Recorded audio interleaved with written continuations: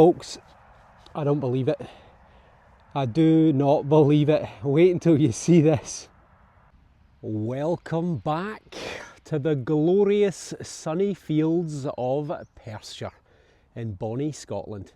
And what a day, what a view. Look at that. Absolutely gorgeous.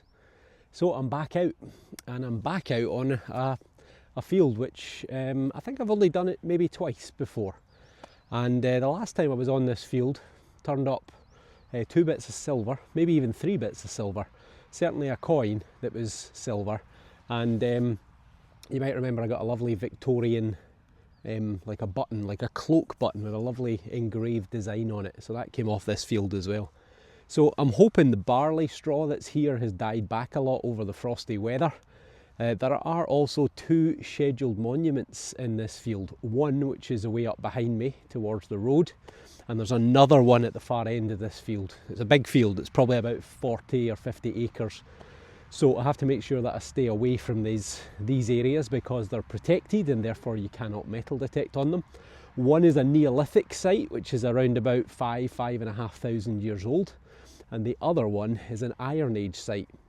It's a village, roundhouses, in what's called a souterrain, which is an underground storage chamber. So that's from around about 2,000 to 2,500 years ago. So there is a lot of history in this area, and anything is possible. As ever, if you're not already subscribed, then please hit the button and help support the channel. Right, let's go and see if we can find some treasures. I was beginning to think I was never going to get a signal. It's taken me about 15 minutes, which compared with previous digs seems like an eternity. At least it's diggable. I think it's actually been oats in this field, not barley. 84, 85. Stony ground though. My goodness, it's hard digging.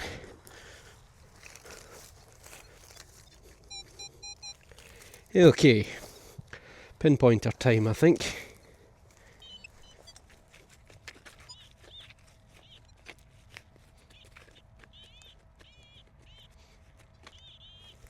I'm in the right place.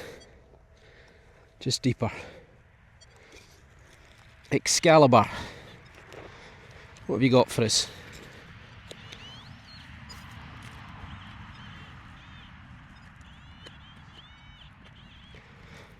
Unfortunately, might be a little bit of traffic noise in the background. Quite a busy road that I'm next to. What's that? Nope, that's a leaf.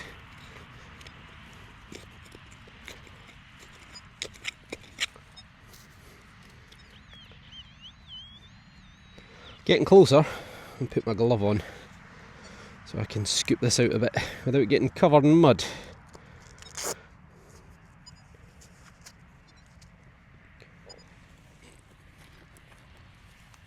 I have to say, new gloves are going fantastically. Simon's got a pair as well, and certainly they seem to be bringing me luck on the silver front. That's for sure. Hopefully that continues. Yeah, maybe aluminium. I think. Goodness, it's a long first dig. Oh, what's that? Oh, nope, that's a stone. Thought that was going to be it. Right, must be close. Nope, there's something. There is something which kind of looks like aluminium to me. Right, I'm going to turn you off and get back to you. Well, there you go. Not what you want as your first dig of the day, but hey ho, it is what it is. Things can only get better. Aluminium.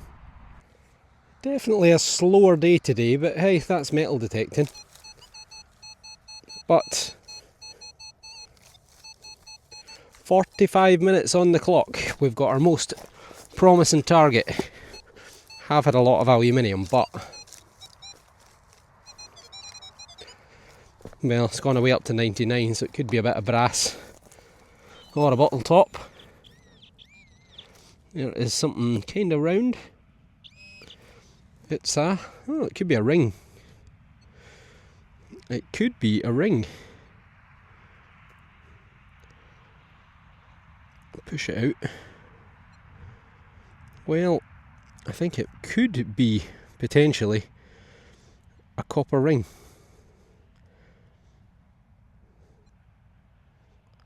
Definitely looks more like a ring than a plumbing fitting or a water pipe fitting. But I'll give this a wee clean up off camera. We might have ourselves a little relic. Back to you in a moment. Well, what do you all think? I think it's a ring. I think that is a copper finger ring. It is, you know, it's a reasonable size. It doesn't seem to have the tapered edge on the inside that you would expect if this was for a water pipe. But it is, well, possibly a finger ring, and I would guess probably a man's looking at the size of it, because if that wasn't squashed, I think I could get that on. Certainly two of my fingers, that one and that one, definitely. So, if it is a finger ring, then it's probably going to be 200 or 300 or more years old. But what do you think? Let me know in the comments below. Can't see any obvious decoration. But one for the museum to look at. Well then, what do you reckon to that? That is a lump of bronze. Bronze with a bit of shape to it. And you know, when you're on a field that you know has got some Iron Age, Bronze Age, Neolithic, it does make you wonder. I mean, it could be part of a bowl, but it could be a fragment of some sort of tool or weapon, especially with that raised line running across it. Fragment of an axe head? Fragment of a spear? Well, it's interesting, isn't it? The other side is smooth, and it's got a very recent break. Where was it? Oh, it's covered in mud now. There it's there. It's got a very recent break there. I can see it sort of shining and shimmering, whereas the other sides are all a bit rounded and a bit toasted. So, what do you reckon? Could that be part of an ancient object? Let me know in the comments below. Definitely one for the museum to have a look at. That is an hour and 25 minutes on the clock. And that is one of the best, if not the best sounding target of the day so far, and that's a stone. It's an 86, well within the realms of coin territory. I've made a bit of a mess of that. Nope, we're out. Shallow, thankfully.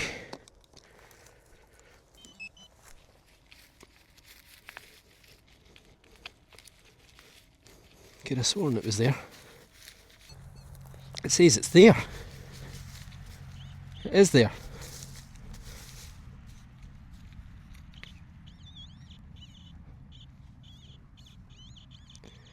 It's there, and it's a silver. He's done it again. Oh, nearly. He's done it again. Look at that. The silver streak continues. It's a threepence, I think. It is. It's a 3 pence silver, and we've got an 1 and an 8, so it's 18, so it's going to be Victoria.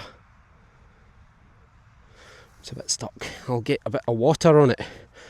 Sorry I made such a mess of that. Really did make a mess of that. Right, let's get the foo-foo. Here we go, Hoover boys, still with us, even though they're not with us.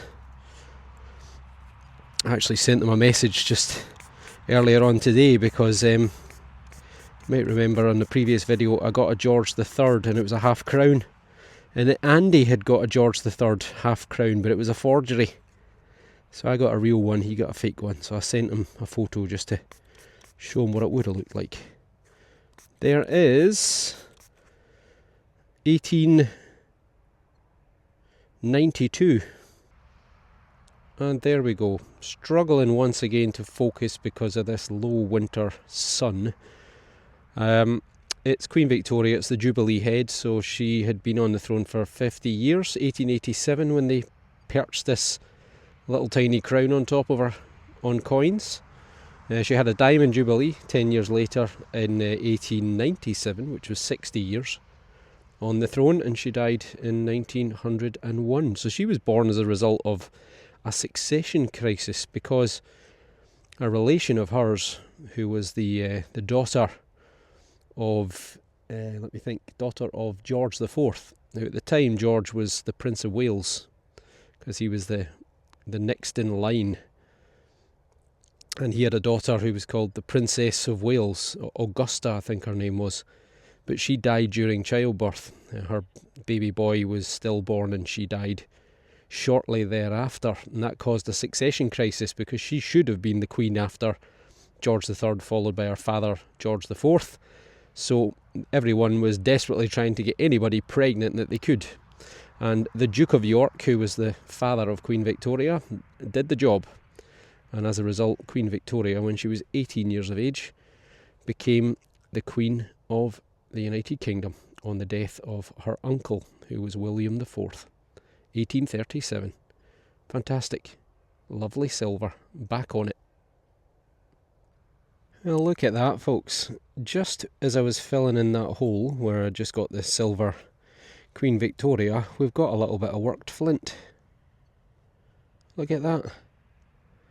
A little, almost transparent. You can see the light is almost passing through it. Very, very thin little shave of flint. Now, people in England may well be thinking, and likewise people in North America, certain parts of North America might be thinking, it's a bit of flint, John, big deal. How do you know that that's a worked flint, that's a tool, an ancient tool? And the reason is because Scotland doesn't have any flint. So if you find or you see a little bit of flint in Scotland, it has to have been imported. And that has probably come up from the south of England. It's either a little fragment of a tool that's broken, like a scraper for cleaning hides of animals, or it's just a little flake. Someone's been sitting here chipping away. You can see the little almost like shell-like lines on it, which is called the bulb of percussion. So that's when you strike it with like a deer antler when they were making them. It creates this ripple effect through the flint. And that could be, well, not could be, it will be. That will be thousands of years old. I mean, flint had pretty much died out by about 3,000 years ago. 3,500 years ago in Scotland. People were using metal instead, bronze, and then later iron, which is why we call it the Bronze Age and the Iron Age. But through the Bronze Age they were still using flint, but they weren't using it as often. So there you go. That is a very, very old thing. And that will also be reported to the museum. Lovely. Nice little find. And another target. They're coming thick and fast now. Isn't it funny how you can just go into a bit of a field that's a bit of a hot spot. Having had no signal for quite some time, you suddenly bang, bang, bang.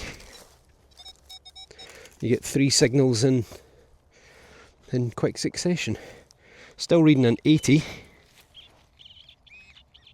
And we've got a green. We've got a coin. Looks like a halfpenny to me. And a nice one. Oh, it's going to be Victoria, surely. It's nice and smooth. It's in great condition. Wow. Oh, it's a beauty. Look at the patina on that. That is stunning. Well, we're getting later with Victoria. I think it was 1899. Come on, sunlight, sort yourself out. So you'll see her veiled head.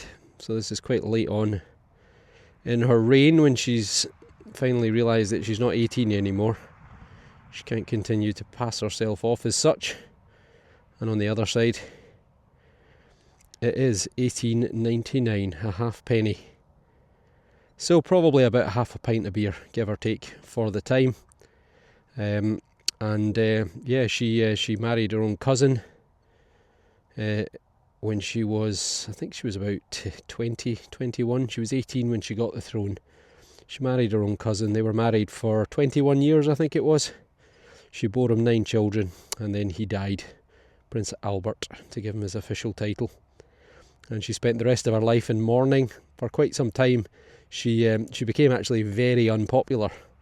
There was quite a big pro-Republican movement swelling in the UK. And then that all seemed to just change with the expansion of the empire, probably people getting wealthier, and then the celebrations of her Golden Jubilee and her Diamond Jubilee were a massive event within the UK. So she won people back over in the end. But she ruled for 63 years and 200 and something days. Nice, another coin. And another coin contender. 84, 80, ooh, 86. Drop the spade. Makes a change from dropping the target.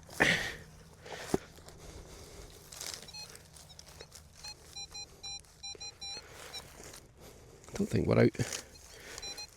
Nope, we're not. We're still in there. But I think we're close. So.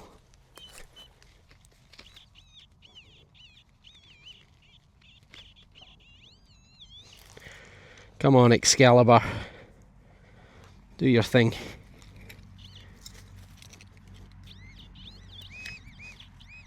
Well, it's round. Ah, it's not a coin. But I think it is.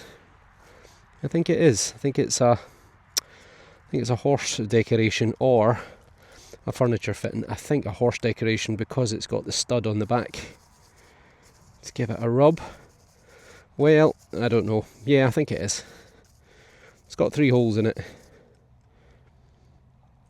Unfortunately, just damaged on the edge there. But there you go. What do you reckon? Horse decoration or furniture fitting? I think horse decoration, because where are you going to... Well, I suppose you could attach the doorknob in the 3 holes. Oh, so difficult to tell. Well, I'm going to go with horse. Attached to leather. Would have been brass. Would have been gold coloured when it was made. And mounted to leather for a big Clydesdale or a big heavy horse that was pulling the plough. Probably 100 to 200 years old, give or take. Oh, one thing I omitted from my list of things to find in 2025 is a box iron. So we've got our first box iron. So what is a box iron? Well, you'd heat this up, you'd put it in this little sort of metal and wooden box, and then you would use it to iron your clothes. So it's Victorian, probably from the sort of mid 1800s, give or take. And I'll put a little photo up that shows you how it would have worked.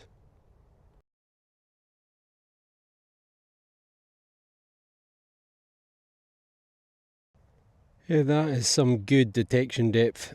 That is barely the size of a pinky nail, and it is a fragment of a tomback button. And that came from about 6 inches down. So see, when you get something like that, that small, and at that kind of depth, it gives you such confidence that whatever you're going over, as long as you're going over it, there's a good chance you're going to find it. Nice, probably Georgian, round about 1800. We've got another bit of a pocket knife. You can just see where the iron blade was. That's the end part. So it's a folded out sort of lock knife. Then it would have turned into a handle, and you'd have had probably bone or wood on the handle. And date wise, probably going to be from sort of 1850 through to the early 1900s. But it's a find. I think I've been wrong 8 times so far. 86. Possible coin. 9th time's a charm.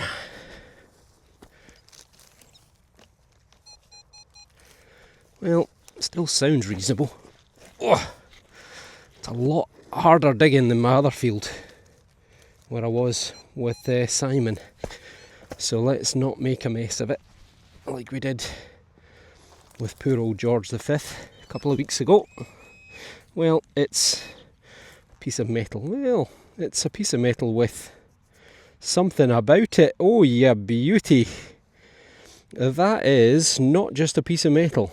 That has got a very distinct little loop at the top. So we've got what I would say is a pendant.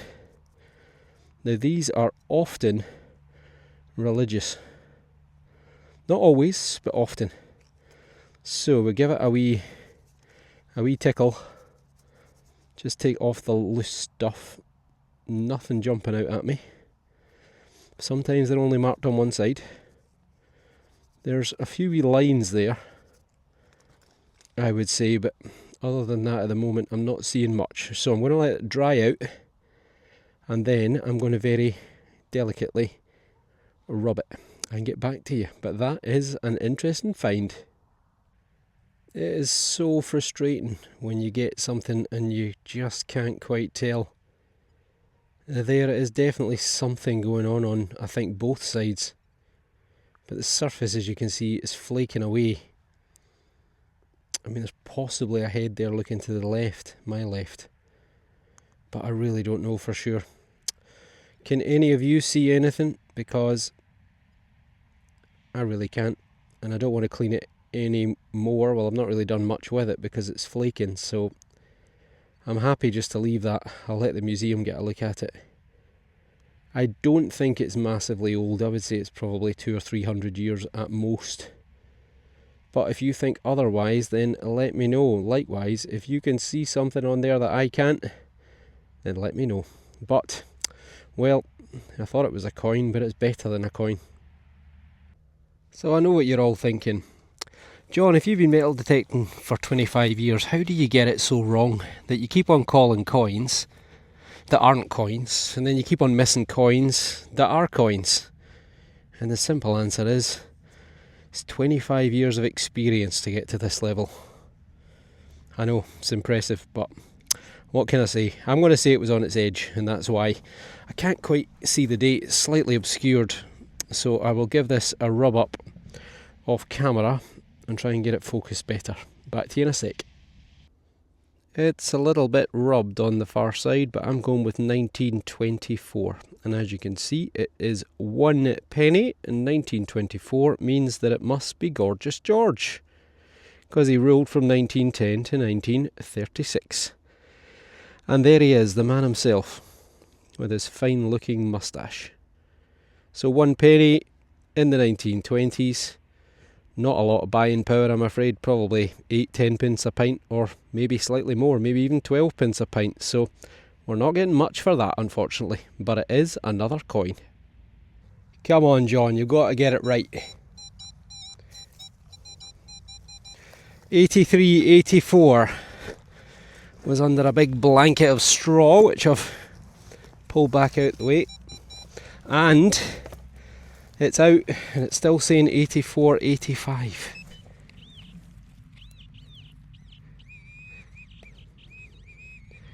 Oh no. Oh. Well, what have we got? We've got a fragment of something. Don't think it's a doorknob. I think it could be a bicycle bell. I think it probably is a bicycle bell because it's got a wee hole at the top. Ah well.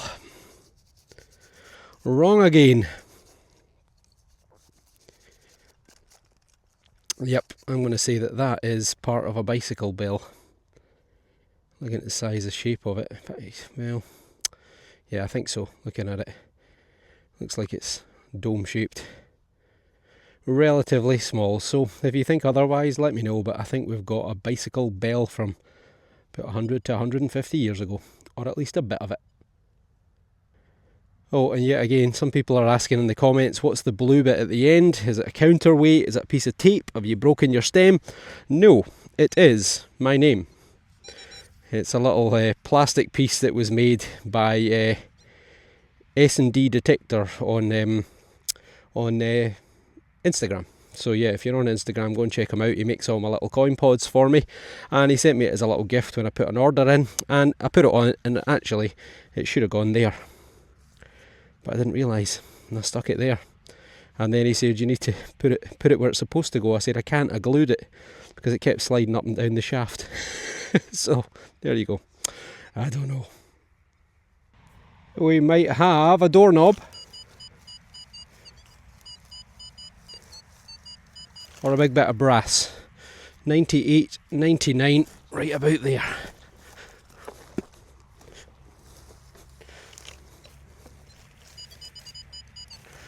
Fairly shallow. Oh! It's...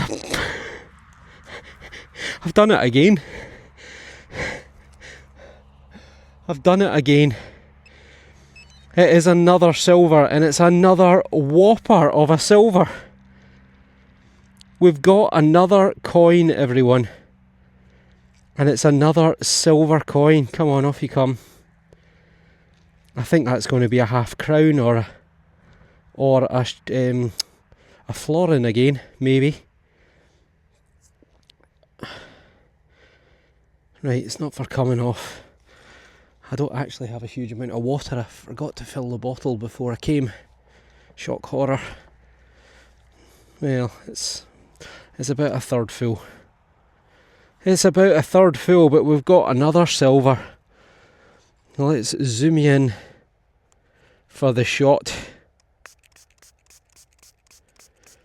It is a silver coin. Oh, get you in the shot would help. Made a mess of that, didn't I? The excitement, I'm too busy looking at the coin instead of the screen. I think it is a... I was just about to say I think it's a florin, but it's not. It's a half crown. There's the word crown. Somewhere there it will say half.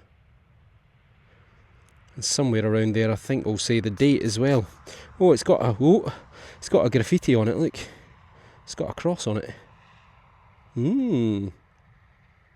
Someone's been up to no good defacing the coinage of probably George V. Oh wow. This may be a token. It is a coin, look, it is a coin. Someone's graffitied it.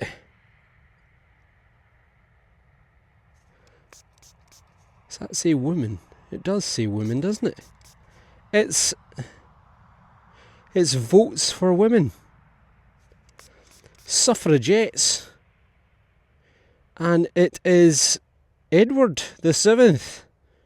So it's going to be sometime between 1901 and 1910. Phenomenal. Absolutely brilliant. Absolutely brilliant. Someone has defaced this coin. They've stamped it. Fantastic. Suffragette. Suffragette related coinage. Or such like. Let's give it a little dab. See if we can get a date on it. Well, I was thinking my threepence was going to be the find of the day. But it's been usurped by a lovely big half crown. Have we got a date? I'm sure it's down there. It is 1910. See it right at the bottom. 1910. So that's the year he died. And you know what I'm realising? That X there goes right through. There's a crown there. What I'll do, I'll superimpose how this coin would look in pristine condition. Someone has put an X right through the crown as if to cancel out Edward, or at least the monarchy. So this could be anti-monarchy as well as votes for women. So there's how it would have looked, and as you can see it goes right through the crown. That is incredible. Absolutely incredible. What's that there? So you can see the shield, Scotland, the 3 lions of England, and the harp down here. I don't know what's going on there. Something stuck to it maybe. The date of 1910, a half crown. A half crown was 2 shillings and 6pence, I think. And you can clearly see votes for women right across Edward's face. So this is, I'm assuming, from the suffragette movement. And that was a movement that was trying to win women the right to vote, because they didn't have the right to vote. I think the suffragette movement kicked off in the early 1900s. There'd obviously been discontent for quite a while. I think the leader was Emmeline Pankhurst. I think she's considered to be the leader, although I'm sure there were several women who were very heavily involved. And it all began to become more and more and more aggressive, more and more militant. One woman, I think her name was also Emily. I think it was Emily, I want to say Davison. It's been a long time, but I think it was Emily Davison. She threw herself under the King's horse at Epsom, at the Derby, and she was killed. And also the suffragettes stepped up their movement. They actually started a bombing campaign. They targeted various churches with firebombs, including Westminster Abbey in England, and also, if any of you have heard of the Da Vinci Code, the book by Dan Brown with a film with Tom Hanks, Rosslyn Chapel just outside Edinburgh features in the movie and in the book, and the suffragettes also tried to blow up Rosslyn Chapel. They set a bomb off there as well. Now, that is unbelievably stunning, absolutely brilliant. And were the suffragettes successful? Yes, they were. They suspended their movement through the First World War because the women went into the factories while the men went off to fight. But they renewed it after World War I. I think women got the right to vote with rules in the early 1920s. I want to say 1922, but it could have been earlier. It could have been 1920. And but it came with stipulations. You had to have home ownership, land ownership, and you had to, I think, be over the age of 30. And it wasn't until around about 1930 that women's voting rights and men's voting rights were the same. That is incredible. What a find. What an absolutely beautiful find. Unbelievable. Let me know your thoughts if you've seen something similar. The silver streak continues. And what a coin. What an amazing bit of social history that is. It's not very old, obviously, from 1910, but I wouldn't be surprised if the museum wanted to claim that. I have never seen a coin stamped votes for women before. Unbelievable. Well, I forgot to say, I think in the video, what was a half crown? I think a half crown was 2 shillings and 6pence, which was 30 old pence, which was 1/8 of a pound, because it was 240 pence to the pound. And because that's 1910, that's going to be 92.5% silver. That is absolutely phenomenal. I love that. Absolutely phenomenal. The fight for equality on the fields of Perthshire. Hello everyone. This is 8 days after finding that fantastic silver coin of Edward VII. Now, when I originally dug it up, I actually thought it said votes for all men. And I thought, what on earth does that mean? And then obviously I realised the W is a bit worn and it's actually votes for women. Now, at the time I thought, wow, that is a pretty incredible find. That's a great bit of social history. And other than that, I didn't really think a lot of it. But what I then did was I posted it on my social media, on Facebook and on Instagram. I just put up a little picture saying, wow, what a fantastic find that I made metal detecting. And it kind of blew up. Lots of comments, lots of shares, lots of likes. And I started to get, after a couple of days when it really started to take off, I started to get a private message, then another private message, then another private message. And within a few days I had over a dozen messages through Facebook and Instagram. And it was all from people saying, who found the coin? Where was the coin found? Is it yours? And can I buy it? And I started to think, well, that's kind of strange, isn't it, that there's that much interest? And then another person, after saying, look, it's not for sale. Yes, I found it in Perthshire. Somebody else then sent me a private message and said, have a look at this. And they sent a link. Now, I've put the link in the description, but it takes you to a coin that's in the British Museum, which has got votes for women stamped on it. And I'd never heard of it, never seen it, didn't know anything of them.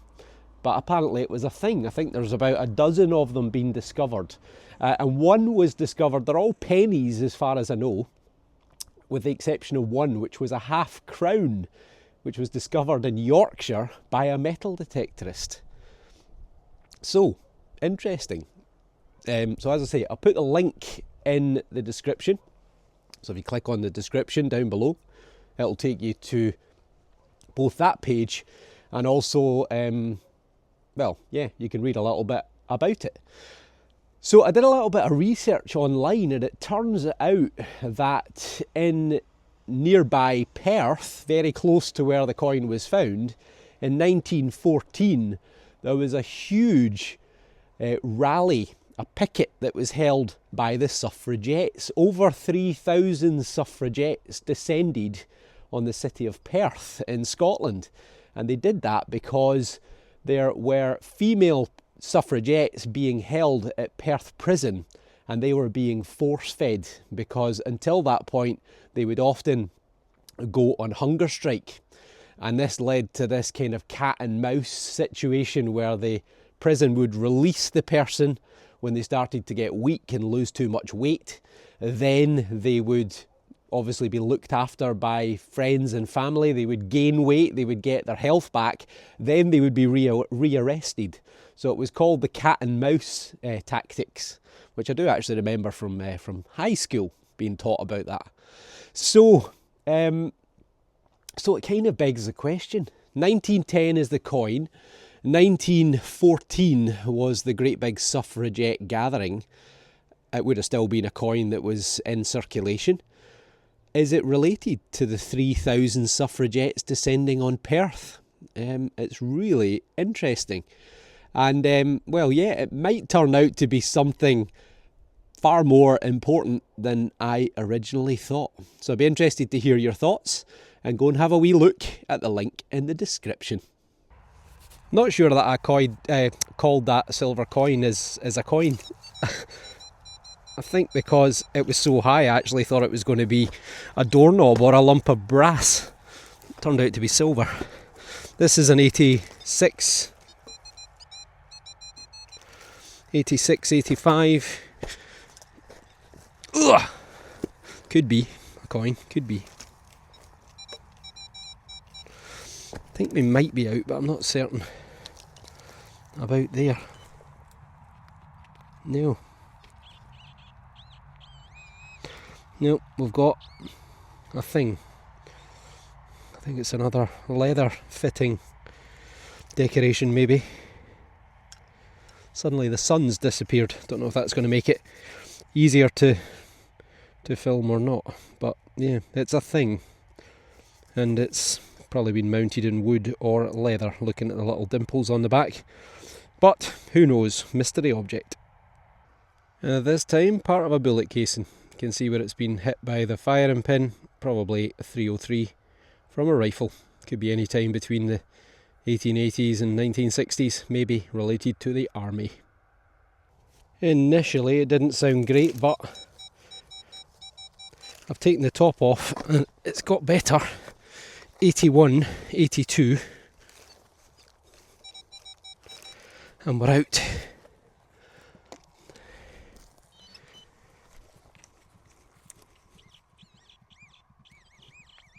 Ah, we've got a coin.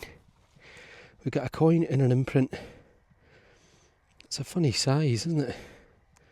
The coin, not the imprint. Is it not a little bit big to be a farthing? I suppose it could be a button. Alright, I'm going to clean this up and get back to you. Might be a coin, you never know. It isn't a coin, it's a token. It's a farm token. I can't show you the other side because it's got the name of the farm on it. But this is probably from the sort of 19th century, late 19th century into the early 20th. This has got a value of threepence, 3D as it says on the other side. And this would have been given to farm workers as part of their wage, part of their payment. They could then spend this in the shop that was on the farm. So a way of getting your labourers to basically pay for overpriced goods. Basically, not by not giving them any money. You'll probably find what you paid them and then what they then paid to buy the eggs and the milk and the bread and so on. It was as if they were working for nothing, or for very little, let's put it that way. Quite a common way of doing it in these parts, but it's a nice piece of social history. I wonder if they were suffragettes. It's a humdinger. Could even be silver. I'd just be happy if it was a coin of some description. It's a tin can. Well done, John. Fantastic. Alas, more of a drawer pull than a doorknob. The search continues. It was a weak target. It was a 76. And right there, I think we've got our first doorknob. I think we do. Oh my goodness, I don't believe it. It's been squashed. That is a doorknob. We got our first doorknob of 2025. Wow. What a moment. What a moment. Right. All we need next is a gold coin. Oh, and a fork. Oh, and we missed this one out, but we've just found it. It's the first modern ring pull that we've found of 2025. And going by that orange colour, I'm reckoning Fanta. We've got another screamer. We're within the last 10 minutes.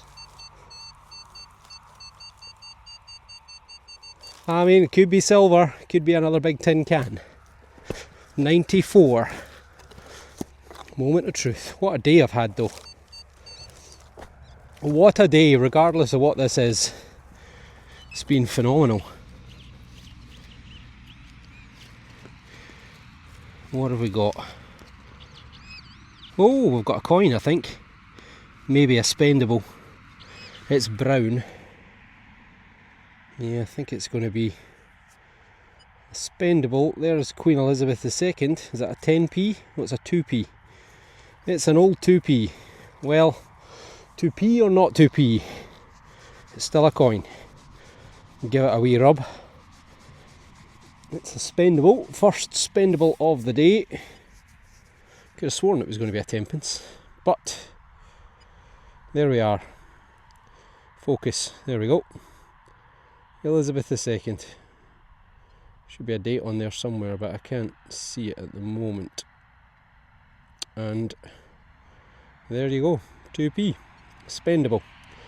But it's another coin, and not quite finished yet. Oh, there's a date, 1990. So there you go. People still losing coins in fields, and at least I can spend it. It's probably going to take them about 50 or 60 years to call in all our coinage, I think. And that 2p was the last find of the day. Looks like we're going to get another beautiful sunset tonight. I'll be home by then. But yeah, wow, what a day. What a day. Honestly, the silver this year so far just keeps on coming. And then we topped it off with the first doorknob of the year, the first modern ring pull of the year. All we need now is the fork and the gold coin. Well, which will come first? The fork or the gold coin? You decide. Right, let's have a wee look at the best from today. And there we go, folks. Excuse the sound of traffic because I'm fairly close to the road, but we've got 1, 2, 3, 4, 5 coins, 1 token, a little pendant, bicycle belt, piece of flint which could be 4,000 or 5,000 years old, and a little fragment of bronze, which is interesting. Need to get that looked at. Also got the ring, but you know, the star find until another find came along was this little silver threepence of a Jubilee head of Queen Victoria, and I was over the moon. That was me. I could relax. I got a good find relatively early on. I think it was about an hour and a half in, and I thought, well, brilliant. That's going to be a great video. But the finds just kept on coming. So as I say, the bronze bit, the ring, potential bronze ring, the bit of flint from the same hole as the silver, or was it the ring? Can't remember. And then we've got a few coins. We've got Elizabeth II, we've got Victoria, halfpenny, we've got a George V penny, we've got the farm token, the possible furniture, possible leather, the bicycle bell, the pendant which I can't see anything on. But then to top it all off, we got that.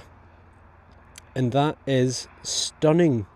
This is a big old silver coin from 1910, which not only has been stamped the votes for women, but on the other side the crown has clearly been X'd out. So this is very much part of a very strong political movement against the monarchy, my guesses are, because the monarch is the head of the constitution. Then ultimately it lies with them, and clearly people were not happy. That is a top find, and a really big hunk of silver as well. So I don't know if this would have been worn as a badge of honour, if it had been passed around as a good luck charm, or whether it literally just was spent. People were, you know, using it in shops, and it was a way of basically trying to spread support for the suffragette movement, and it was just used as everyday currency. But maybe at some point someone got it in their change and they weren't very happy and they threw it away, or maybe a suffragette lost it in the fields.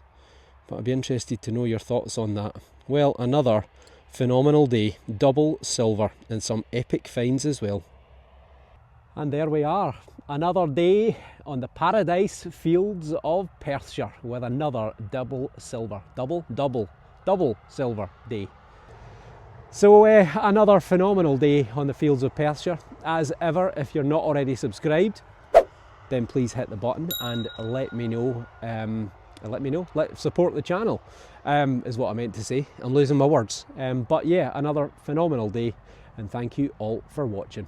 Hope to see you all on the next video. Until then, take care and thanks for watching. See you soon.